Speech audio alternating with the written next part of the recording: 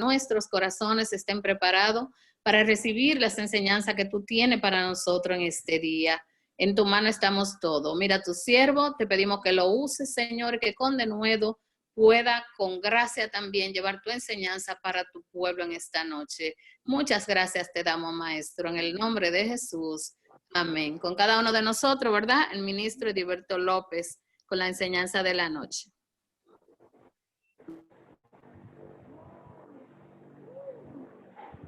Gloria a Jesús. Dios bendiga a todos de manera muy especial. Dios bendiga a nuestro ministro y pastor, Nidio de Jesús Quesada, a su esposa, doña Irma. Dios bendiga a cada uno de los ancianos de la congregación. Dios bendiga de manera muy especial también a los presidentes de sociedades, a cada uno de los obreros, a todos nuestros hermanos, a las vidas que se están conectando, que no pertenecen a la congregación, pero que están ahí también edificándose, y a las personas que nos van a ver vía YouTube, que también sean edificadas, y desde aquí extendemos la gracia del Señor sobre su vida, para que el Señor siga fortaleciéndole y para que el Señor siga ayudándole. Hoy tenemos el estudio bíblico número 13, que lleva como título La encomienda misionera requiere evangelizar a los reyes. Este tema pertenece al tema trimestral, la obra misionero de la iglesia primitiva, y la base bíblica está en el libro de los Hechos, capítulos 26, versículos del 19 al 31. Todos los versículos bíblicos están continuos desde el 19 al 31, o sea que el que no tiene el material, el que no tiene este material, puede tomar su Biblia y ahí entonces estaremos desglosando y dándole enseñanza pertinente para esta hora.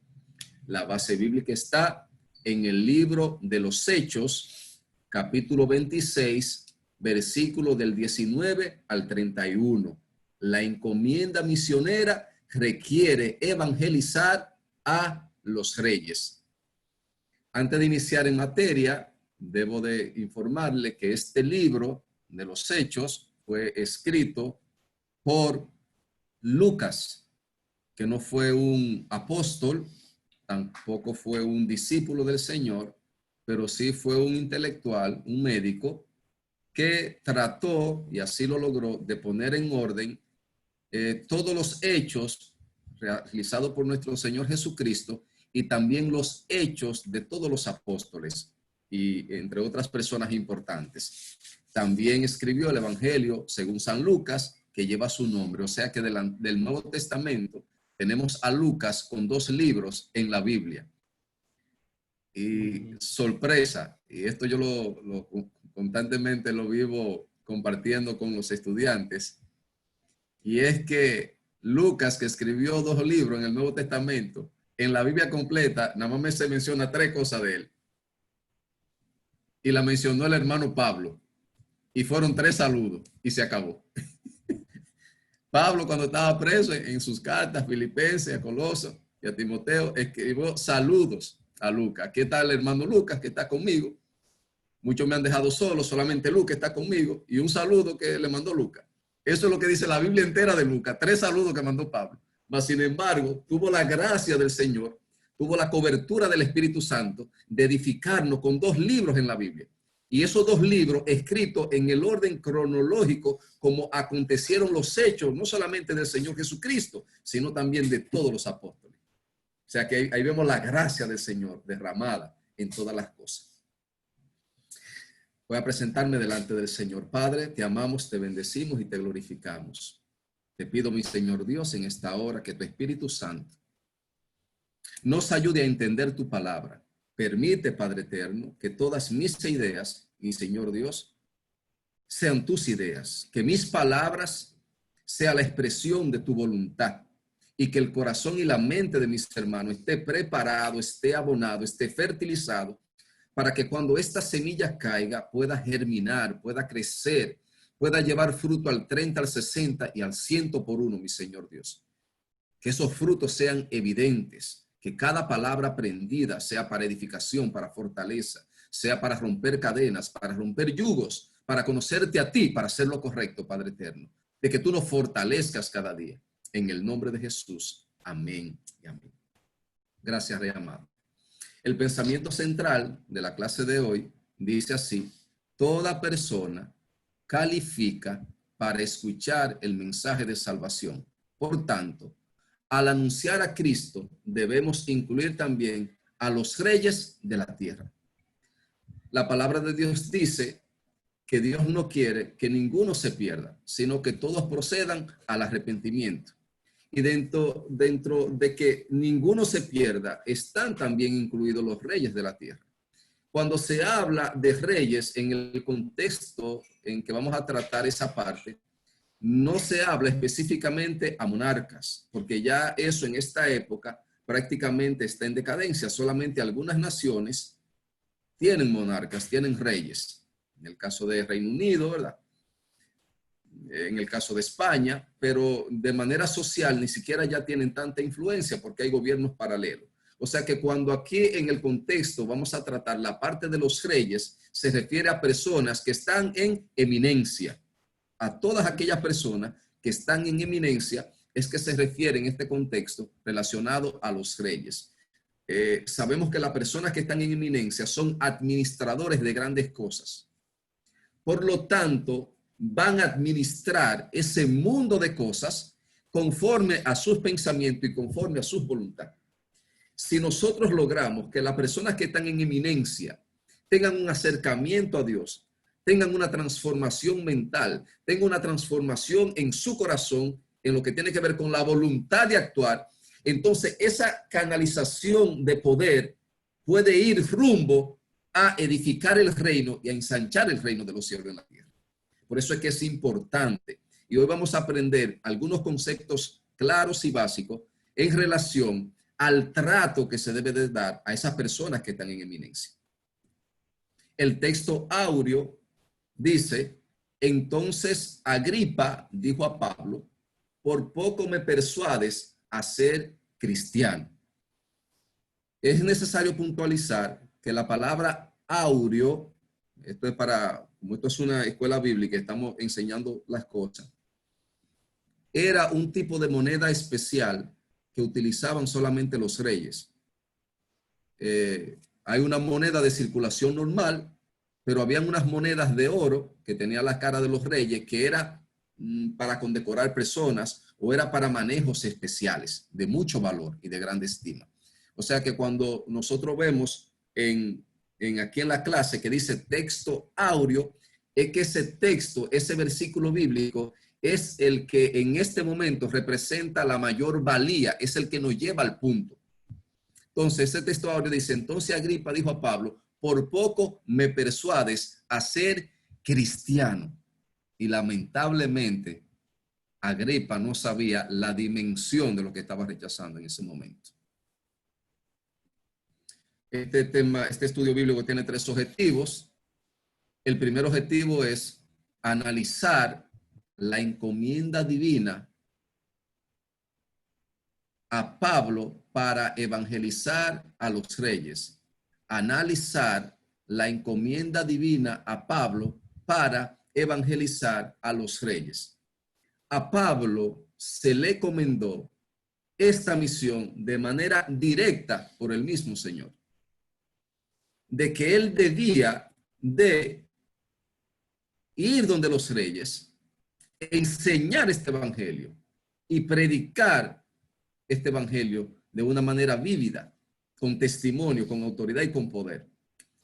En el libro de los Hechos, en el capítulo 9, verso 15, cuando Pablo sale de Jerusalén rumbo hacia Damasco, para entonces encarcelar y juzgar a los del camino, a las personas que profesaban a Cristo Jesús, todos sabemos qué aconteció en ese camino hacia Damasco. El Señor Jesús se le apareció, un resplandor que lo tumbó al suelo, a él y los que estaban con él. Muchas veces, algunos de nosotros cometemos quizá el error de decir que lo tumbó del caballo, pero la Biblia no registra en qué era que Pablo iba. Simplemente registra que lo tumbó y que él posteriormente se puso en pie. Ahora, ahí él conoce al Señor. ¿Quién eres?, le preguntó. Y el Señor le contesta: yo soy Jesús, a quien tú persigues. dura cosas de dar cosas contra el aguijón. Posteriormente Pablo le hace una segunda pregunta. ¿Qué tú quieres que yo haga? Inmediatamente conoce la dimensión de aquel que le llamó. Inmediatamente reconoce que a quien él estaba persiguiendo era aquel por el cual él estaba haciendo todas las cosas, pero de manera desordenada. Pablo entendía que estaba haciendo lo correcto delante de Dios. Pablo se sujetaba a los sacerdotes de esa época. Pablo era un fariseo de la secta más terrible que había en Israel, en el cumplimiento de las tradiciones y en el cumplimiento de la palabra del Señor. Y Pablo hace todas estas cosas porque entiende que ahora se ha levantado una nueva religión que está poniendo en peligro la deidad de la religión de un solo Dios, que es Jehová, Dios de los ejércitos. Ahora hay un Hijo, ahora hay un Espíritu Santo, ahora hay un Padre, ahora hay tres. Pablo no entiende ninguna de estas cosas y está entendiendo que esto está atentando contra la soberanía de su Dios, porque la palabra de Dios dice, Jehová Dios uno es. Y ahora hay un Hijo que también es Dios, y ahora un Espíritu Santo que también es Dios, ahora un Padre que también es Dios, que ahora hay un Hijo bautizándose, que es el Hijo de Dios, que hay un Espíritu Santo descendiendo, que es Dios, y que hay un Padre en los cielos diciendo, este es mi hijo amado en que tengo complacencia, que también es Dios. Pablo no entiende ninguna de estas cosas. Cuando Jesús se le aparece, él entonces ordena estas ideas. Pablo queda ciego, medita en todas estas cosas, pierde la visión del mundo y dura 3 días en esa visión espiritual. ¿Cuánto bendice?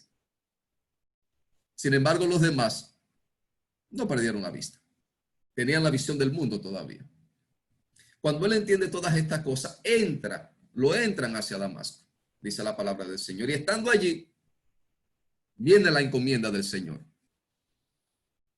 En el capítulo 9, verso 15, ahí hay un profeta, se llama Ananías, y el Señor se le aparece a Ananías en sueño y le da una encomienda a Ananías, de que vaya donde Pablo, que está en la casa, en la calle que se llama La Segunda, le está dando la dirección, para que vaya y ponga las manos sobre Pablo, porque ya el Señor se lo mostró a Pablo en visión, que él iba a ir allá a orar por él. Y el Señor está y le dice a Ananías, ve.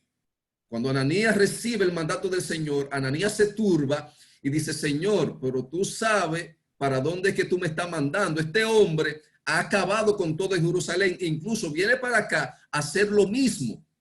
Ese hombre es sumamente peligroso, ese hombre mata a los que mencionan tu nombre. Y el Señor le dice, ve, porque instrumento escogido me es este, para llevar mi nombre, el nombre de Jesús, el nombre de Cristo, para llevar el nombre de Cristo en presencia de los gentiles, que estamos nosotros los gentiles. Hemos recibido el nombre de Cristo Jesús a través de casi 14 cartas de Pablo a nuestras vidas, preciosas que están ahí, que nos edifican. Y de reyes y de los hijos de Israel. O sea que el Señor agarró a Pablo y le dio una encomienda directa, gentiles, reyes y de los hijos de Israel.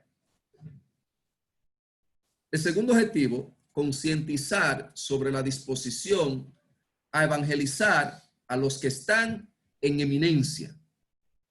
Concientizar sobre la disposición a evangelizar a los que están en eminencia.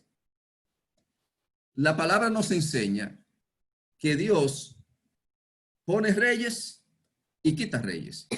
Lo vemos en el libro de Daniel, capítulo 2, verso 21. El Señor muda los tiempos y las edades, quita reyes y pone reyes. Y esos reyes que el Señor pone y esos reyes que el Señor quita, lo hace para momentos especiales. Sean malos, ojo con esto, sean malos o sean buenos. El Señor lo pone, el Señor lo quita. Una de las personas en eminencia más terrible que tuvo la historia se llamó Adolfo Hitler. Llegó a ser canciller de Alemania y luego fusionó todos los poderes para actuar con una autonomía. Y si la gente se duerme, casi conquista el mundo. Y este hombre tenía un solo objetivo en su mente y en su corazón, y era el exterminio total de los judíos, del pueblo del Señor. Y cualquier nación que le habilitara, que le abriera la puerta a un judío, era automáticamente enemigo de Alemania. Por eso en aquella época se veían barcazas llenas de judíos pudriéndose en las playas, en las orillas del mar, porque las naciones no le daban entrada, a excepción de la nuestra que le dio entrada. Y yo creo que en gran parte, por lo que esa autoridad del momento facilitó, nosotros somos un país especial delante del Señor Jesús, que le habilitamos la puerta al pueblo de Dios cuando estaba en su mayor crisis. Y esa persona que fue tan terrible, la puso el Señor ahí. El Señor pone los reyes, quita los reyes. Y podrían decir, pero hermano Diverto, ¿y cómo es que una persona tan difícil usted va a decir que el Señor lo puso? Pues la palabra lo dice, el Señor lo pone y quita los reyes. Ahora, cuando el Señor lo presentaron frente a Pilatos y le presentaron a un sedicioso, le presentaron a un violento, le presentaron a un homicida, le presentaron a un preso, se llamaba Barrabás. Barrabás. Y le ponen al Señor Jesús. Pilato le dio a elegir al pueblo. ¿Qué ustedes quieren que yo haga? ¿Suelto a Jesús, que ustedes llaman rey de los judíos, o le suelto a Barrabás? ¿Suelto a este hombre que no encuentro nada con qué condenarle, o le suelto a este que está condenado por sedición, por violencia? Y ellos eligieron al ladrón, y ellos eligieron al violento, y ellos eligieron al transgresor. Y cuando Pilato se lava la mano y dice, yo no tengo nada que ver con la sangre de este justo, allá ustedes. ¿Qué dijo todo el pueblo que estaba reunido según la palabra del Señor? Y todo el pueblo estaba reunido en ese lugar. ¿Qué dijeron ellos? Su sangre, la sangre de ese justo, sea sobre nosotros y sobre nuestros hijos. Y no fue para redención porque ellos lo rechazaron, fue para condenación. O sea que en ese momento ellos estaban declarando, recibiendo el acontecimiento que a futuro le iba a venir. Y después hubo una dispersión de todos ellos hasta el 1948 que volvieron a reunirse en esa tierra nuevamente. Que también es bíblico y es profético que una nación se formaría en un día. ¿Cuánto bendicen al Señor? Entonces Dios lo pone y quita los reyes. Y como Dios pone y quita reyes, necesita que hombres de Dios estén dispuestos a no temer y a darle la palabra a esos reyes. Porque se puede dar el caso de que muchos de nosotros vemos los reyes, vemos las personas en eminencia como alguien totalmente distantes de nosotros, que lo saben todo y que nosotros no vamos a poder darle una palabra de vida, darle una palabra de Dios. Y es todo lo contrario, hermano. Nosotros tenemos esa capacidad. ¿Por qué? Porque no viene de nosotros, viene del cielo. Y quizás los reyes de la tierra, las personas que están en eminencia, que son intelectuales, que son administradores, que tienen un coeficiente alto, con algunas excepciones, que son personas luces, pero no todos ellos saben y conocen del Señor. Quien ha recibido el Señor es usted. Quien tiene el Espíritu Santo es usted, que trae memoria toda palabra, dice la palabra del Señor. Y vamos a ver versículo bíblico más adelante, cuando el Señor dice que cuando te lleven delante de las autoridades, cuando te lleven delante de los gobernadores, no te preocupes por lo que tú has de decir, porque el mismo Espíritu Santo de Dios te va a decir lo que debes de decir en esa misma hora. Tú vas respaldado. Por eso es que Pablo, dice la palabra, la encomienda que recibió para llevar a los reyes era llevar mi nombre con él. Con cada acción, con cada palabra, y ojo con esta parte, con cada respeto y honra mostrada a esas autoridades, tú llevas contigo el nombre de Jesús. Y vamos a ver la característica en la personalidad de Pablo a la hora de referirse a una autoridad, de qué manera tan delicada lo hacía.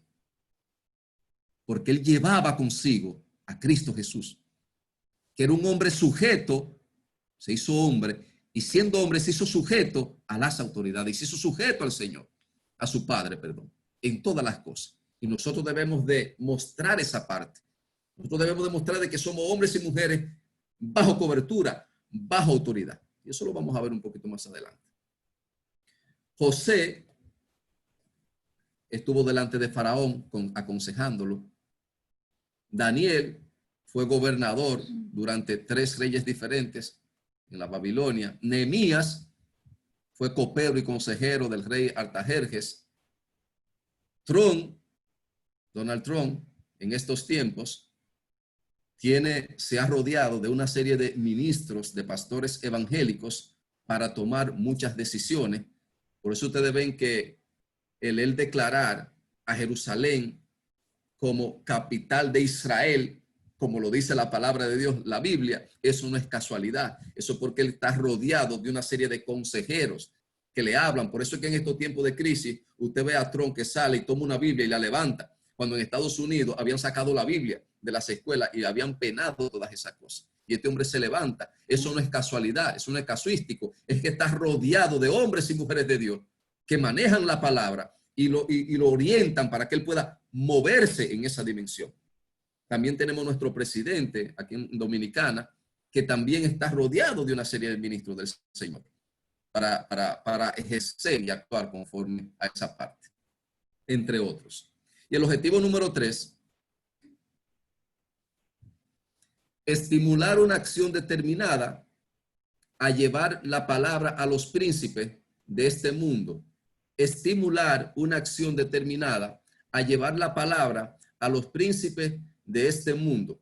Nosotros debemos de tener determinación y entender de que esas personas que están en eminencia necesitan el conocimiento de la verdad y necesitan del conocimiento de Dios. Pablo escribe a Timoteo y le dice: exhorto ante todo a que se hagan rogativas, oraciones, peticiones y acciones de gracia por todos los hombres,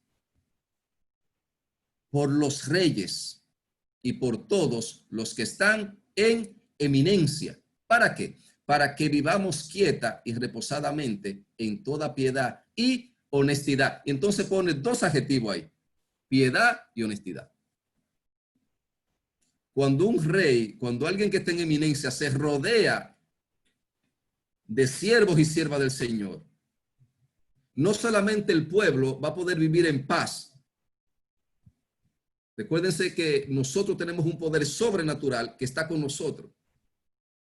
No obedece al nombre o al hombre en sí, obedece a lo de Dios en el hombre. Cuando el Señor envió, le dijo a los comisionados: cuando vosotros lleguen a una casa, digan, la paz sea con vosotros. Y si el que está ahí no es de paz, esa paz volverá a ustedes. Nosotros somos gente de paz. Y cuando nosotros a los reyes, a los que están en eminencia, les rodeamos y le damos la palabra, eso que llevamos con nosotros, esa paz se va a extender en las decisiones que tome esa persona que está en eminencia.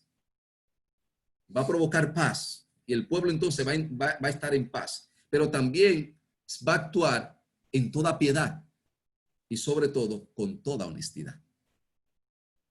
Si hacemos eso, y claro está, si los que están en eminencia asumen, ¿verdad?, ese rol. Porque aquí tenemos a Agripa, que Pablo habló con él y casi, pero se devolvió ya casi convenciéndose. O sea que una decisión como quiera de la persona que recibe.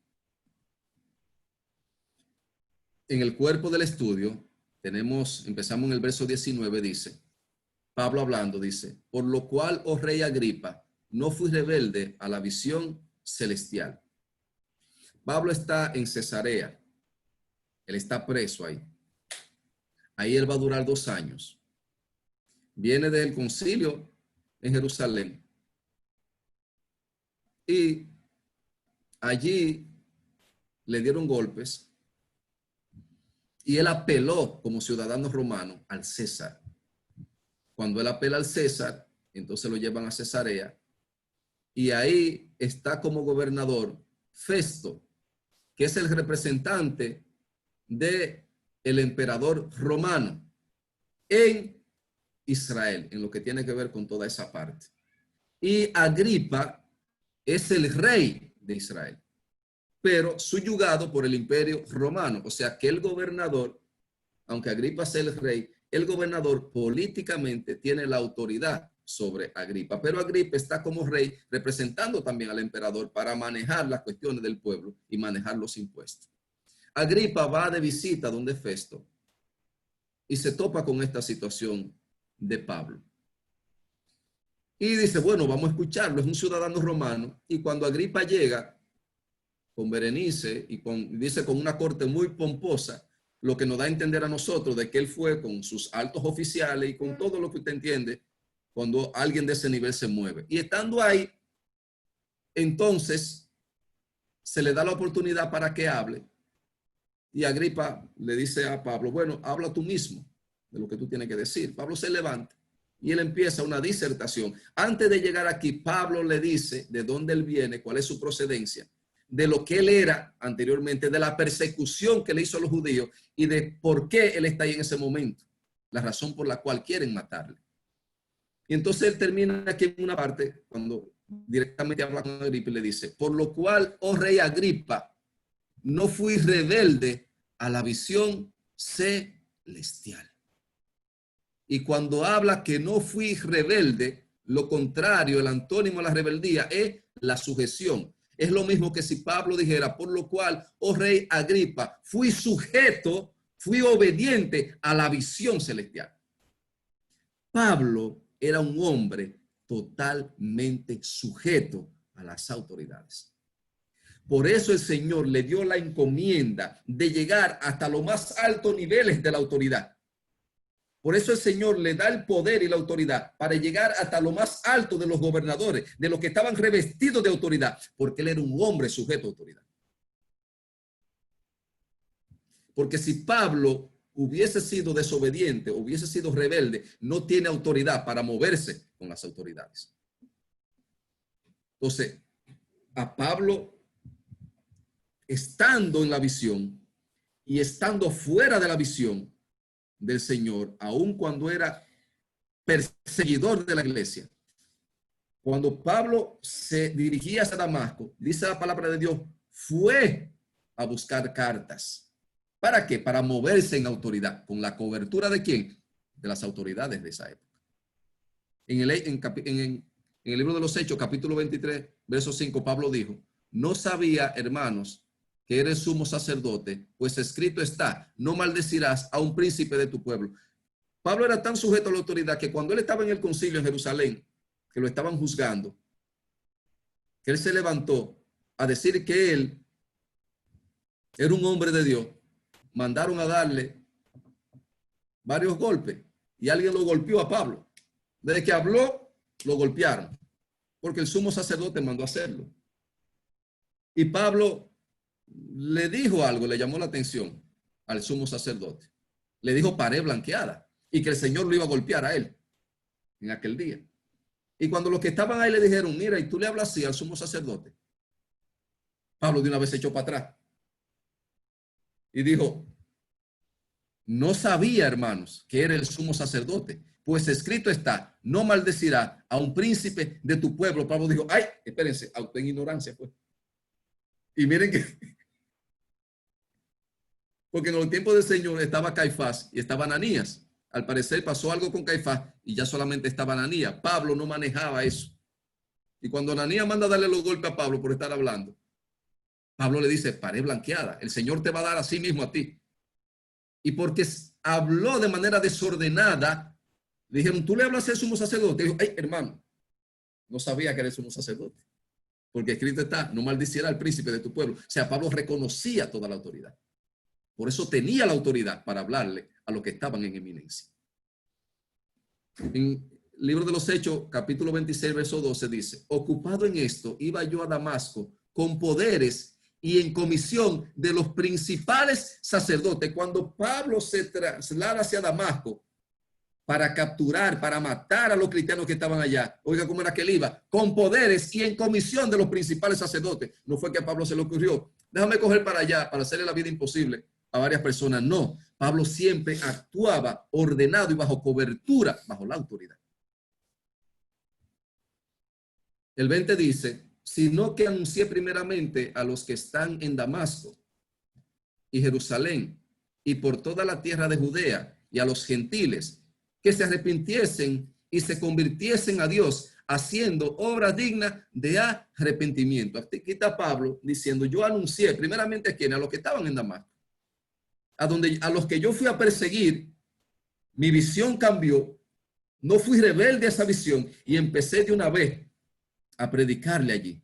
Luego a Jerusalén, de donde fue golpeado, y por toda la tierra de Judea y a los gentiles. ¿Para qué Pablo le predicó? Que se arrepientan y se conviertan a Dios. haciendo obras dignas de arrepentimiento.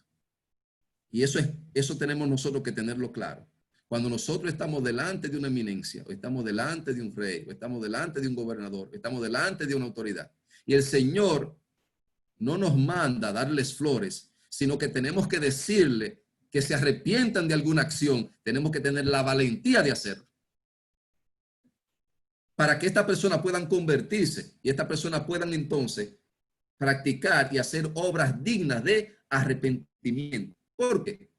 Porque se han dado caso de que muchos líderes se rodean de ministros, especialmente en el campo del gobierno, y muchas veces esos mismos ministros terminan cobrando en el gobierno y entonces ya se le cae la autoridad para en un momento determinado decirle, usted está haciendo esto o usted está haciendo aquello que no está bien, debe de arrepentirse, se le cae la autoridad. Los otros días yo veía algo en el televisor y alguien cuestionó a una serie de ministros que sirven de consejería porque estaban nombrados en algunas instituciones. Y eso automáticamente quita la autoridad de poder darle una palabra de arrepentimiento a quien sea que el Señor haya puesto en ese momento para edificarlo y ayudarlo. Por causa de esto, los judíos, prendiéndome en el templo, intentaron matarme. Prendiéndome significa agarrar, tomarlo preso. Por causa de esto, los judíos prendiéndome en el templo, intentaron ¿qué? Matarle. Porque Pablo estaba hablando de Cristo, porque Pablo estaba hablando del evangelio. Los sumos sacerdotes, los judíos en el templo intentaron ¿qué? Matarle. ¿Por qué? Porque eso era lo que Pablo hacía. Si vemos en el capítulo 26, en el verso 9, dice, yo ciertamente había creído mi deber hacer muchas cosas contra el nombre de Jesús de Nazaret, lo cual también hice en Jerusalén. Oiga lo que Pablo hizo. Yo encerré en cárceles a muchos de los santos, habiendo recibido poderes de los principales sacerdotes, y cuando los mataron, yo di mi voto. Oigan esto. Pablo no solamente lo encerraba, lo perseguía, sino que también votaba para que los mataran. Porque eso era lo que hacían los judíos con todo aquel que se levantaba diciendo, proclamando a otro nombre, a otro Dios. Y muchas veces, escuchen esto, el verso 11 dice, y muchas veces castigándolos en todas las sinagogas, aquí viene la parte más terrible. Miren esto, los forcé en primera persona, él de manera personal, y muchas veces castigándolo en toda la sinagoga, los forcé a blasfemar. Pablo tenía en ese momento el carácter del anticristo. Castigo, tortura, hasta que negaran el nombre de Jesús. Lo obligó, dice Pablo, lo forcé, en primera persona lo forcé a blasfemar. Y enfurecido sobremanera contra ellos, lo perseguí hasta las ciudades extranjeras. Entonces Pablo, delante del rey Agripa, delante del gobernador Festo, Pablo está diciendo su testimonio de vida, su arrepentimiento, el cambio que el Señor provocó en su vida. Él estaba ahí, fruto de lo que él perseguía. Ahora, el perseguidor se convierte en el perseguido. Y Pablo expone esa parte ahí. Cuando él dice en el templo, intentaron matarme, es relacionado a esa metodología que tenían los fariseos, de castigar, de golpear, de torturar y hacer lo que blasfemaran y posteriormente matarlo. Pero habiendo obtenido auxilio de Dios, persevero hasta el día de hoy, dando testimonio a pequeños y grandes, no diciendo nada fuera de las cosas que los profetas y Moisés dijeron que habían de suceder. Entonces Pablo dice, yo he permanecido a pesar de esta guerra voraz en contra de mi persona. Y Pablo habla en el libro de los Hechos de que él fue perseguido de los hermanos, fue perseguido de los gentiles, fue perseguido en el extranjero, fue perseguido en su casa, de las fieras. O sea, Pablo habla de todas estas cosas, pero él dice, habiendo obtenido auxilio de Dios. Dios siempre llega a tiempo. independientemente de todo lo que le hicieron, Pablo partió de este mundo cuando tenía que partir. Y el Señor le mostró su partida. Y el Señor le mostró el tiempo de su partida. Y le dio tiempo a preparar a hombres y mujeres en esa parte. Y él dice, dando testimonio a pequeños y grandes, no diciendo nada, y esto es muy importante, mis hermanos, para nosotros. Esta parte es muy importante. No diciendo nada fuera de las cosas que los profetas y Moisés dijeron que habían de suceder. Lo que Pablo tenía en ese momento era el Antiguo Testamento, era Moisés y los profetas. Y Pablo se sujetaba a la palabra del Señor, aquella que mostraban 100% a Cristo Jesús, y aquella que no se anteponía. Pablo no estaba inventando nada, porque todo lo que os dicho os aprendí del Señor Jesús, decía Pablo. Todo lo que Pablo decía fue porque lo aprendió del Señor. Todo lo que Pablo decía era porque estaba en la Biblia. Pablo no inventaba nada. Pablo sí llevaba la revelación y la luz de lo que decía la Escritura. Lamentablemente hoy en día hay muchas vidas. Sabemos que el Señor le va a bendecir y le va a ayudar, que empiezan a testimoniar a grandes y pequeños, diciendo cosas fuera de la Biblia, que no están en la Biblia, inventándose una serie de cosas. Que el Cristo había de padecer y ser el primero de la resurrección de los muertos para anunciar luz al pueblo y los gentiles. Que el Cristo había de padecer y ser el primero de la resurrección, o sea, padecimiento, muerte y resurrección de Cristo Jesús. Pablo predicó a Cristo Jesús, sus padecimientos, su muerte, pero también su resurrección. Diciendo él estas cosas en su defensa, Festo a gran voz dijo, el gobernador, estás loco, Pablo. Las muchas letras te vuelven loco. Porque el hombre natural no percibe las cosas de Dios porque tienen que discernirse espiritualmente. Y el evangelio es locura para los que se pierden. Para él Pablo estaba loco.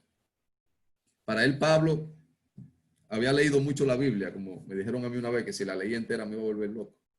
Vino alguien aquí a mi casa como con una tristeza. Me dijo, ay, una hermana mía me dijo, ay, manito, no lea la Biblia entera porque cuando tú la lees entera te va a poner loco. Posiblemente en ese tiempo también Festo le dice que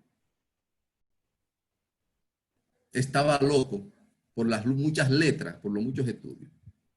Mas él dijo, no estoy loco, excelentísimo Festo. ¿Ustedes escuchan cómo Pablo se dirige a Festo? Un hombre que ya está en condenación, un hombre carnal, que no discierne lo del espíritu. Pablo, Jesús le dijo que iba a llevar su nombre ante los reyes. Y Pablo está ante los reyes proclamando el padecimiento, la muerte y a Cristo resucitado. Y este hombre lo que dice que Pablo está leyendo mucho, se va a volver loco. Mas sin embargo Pablo habla y le dice, no estoy loco, excelentísimo Festo, sino que hablo palabra de verdad y de cordura. Miren con el respeto con que Pablo se dirige a una autoridad. Si vemos aquí, hermano, en la carta a Judas,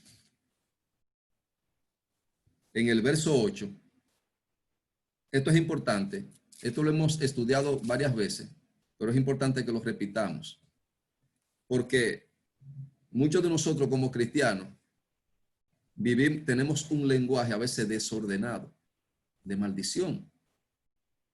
Y el Señor no va con eso. El Señor no va a que nosotros maldigamos ningún tipo de autoridades. Eso es lo que dice la palabra del Señor.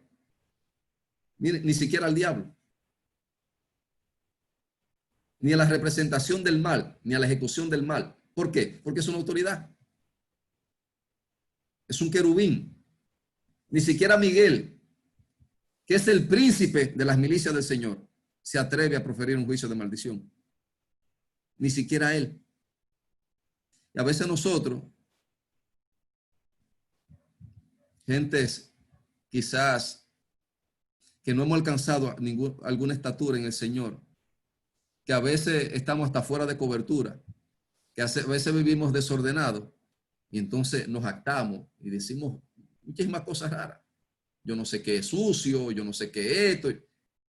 Y el diablo no come con yuca, el Señor lo reprende.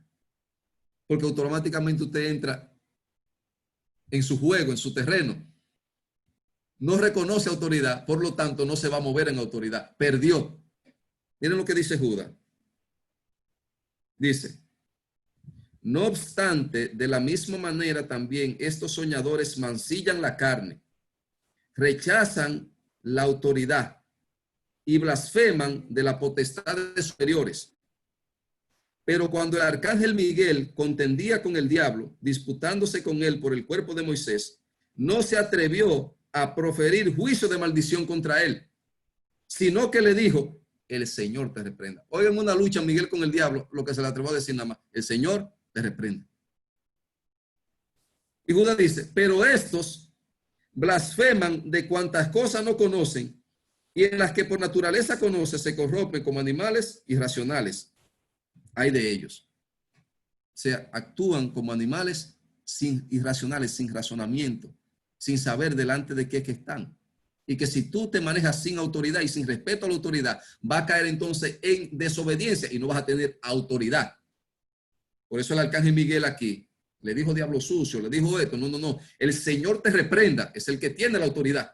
Yo estoy aquí encomendado y tengo la autoridad para detenerte en lo que tú piensas hacer.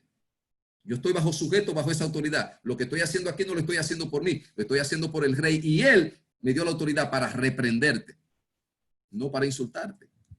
Y a veces nosotros se nos va la lengua con ese tipo de cosas y hablamos una serie de cosas y a veces vemos autoridades en la televisión y también maldecimos a esas autoridades o hablamos de manera despectiva.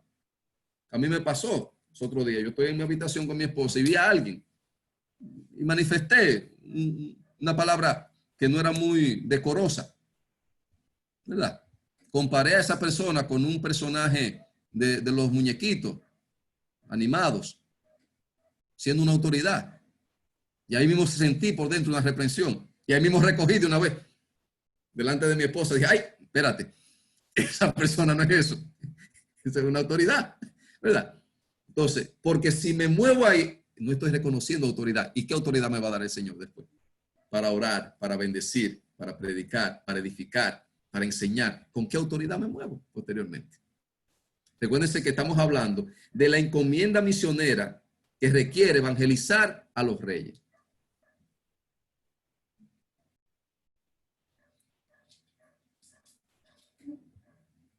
Pues el rey sabe estas cosas, delante de quien también hablo con toda confianza, porque no pienso que ignora nada de esto, pues no se ha hecho esto en algún rincón.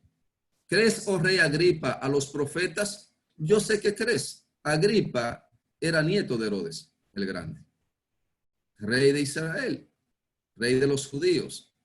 Él conoce todas estas cosas y conoce el pueblo del Señor. Y Pablo sabía que él creía a los profetas. Pablo dice, yo sé que crees.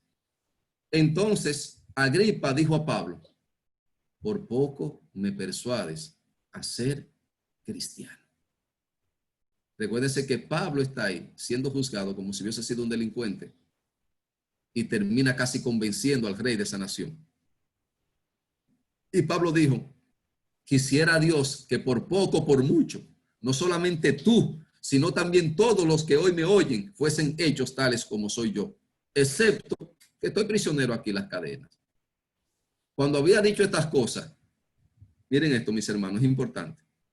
Se levantó el rey Agripa y el gobernador Festo y Berenice y los que se habían sentado con ellos, o sea, toda esa corte, el rey, el gobernador, el representante del imperio más grande del mundo, el rey de la nación, la esposa y todos los que estaban ahí, se van aparte. ¿Y qué hablan de Pablo? Dice, y cuando se retiraron aparte, hablaban entre sí diciendo, ninguna cosa digna ni de muerte ni de prisión ha hecho este hombre. Pablo padeció todas esas cosas, padeció todos esos males solamente por el evangelio, por anunciar la muerte y la resurrección de Cristo Jesús, por anunciar a Cristo Jesús crucificado y a Cristo Jesús levantado de entre los muertos, por ninguna cosa personal, por nada personal. No se equivocó. Pablo en su defensa no maltrató a nadie. Pablo en su defensa no llevó a juicio a nadie. Pablo solamente estaba ahí hablando del Señor Jesús, y eso fue lo que él fue a hablar ahí. No empezó a hablar mal de nadie, no mencionó nombre de nadie. Se movió solamente en la autoridad, y las autoridades dicen, pero este hombre no hay nada. Y este verso 32, que no estaba ahí en el manual, pero lo voy a leer, dice, y Agripa dijo a Festo, ¿podía este hombre ser puesto en libertad si no hubiera apelado al César? Ya nosotros no tenemos nada, podemos ponerlo en libertad, pero como él apeló al César, entonces hay que mandarlo a Roma. Sabemos que después de ahí Pablo fue a Roma, ¿verdad? Y duró varios años preso allí.